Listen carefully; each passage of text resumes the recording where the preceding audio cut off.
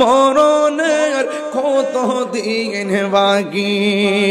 ডান পাশের মাটিগুলো এক প্রান্তে চলে যাবে, 2 নম্বর শাস্তি হলো বাম পাশের মাটিগুলো আরেক প্রান্তে চলে যাবে। ও যুবক, 2 পাশের মাটি কবরের ভিতরে বেনামাজির এমন জোরে চাপা মারবো, একদম মাটি ডান পাশের হাড্ডিগুলো বাম পাশের হাড্ডির ভিতরে ঢুকে যাবে, বাম পাশের হাড্ডিগুলো ডান পাশের হাড্ডির ভিতরে ঢুকে যাবে।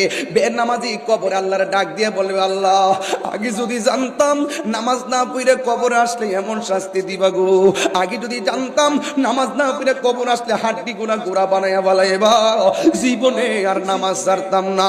ও যুবক, আল্লাহর কাছে যুবকটা কবর থেকে ডাক দিয়ে বলবে, আল্লাহ আগে যদি জানতাম এমন বেনামাজির শাস্তি কোনদিন আমরা নামাজ ছাড়তাম না, আল্লাহ আবার দুনিয়াতে পাঠাও, এক ওয়াক্ত নামাজ কাজা করতাম না। আল্লাহ কয় সুম্মা ইলাইহি তুরজাউন, আমি আল্লাহ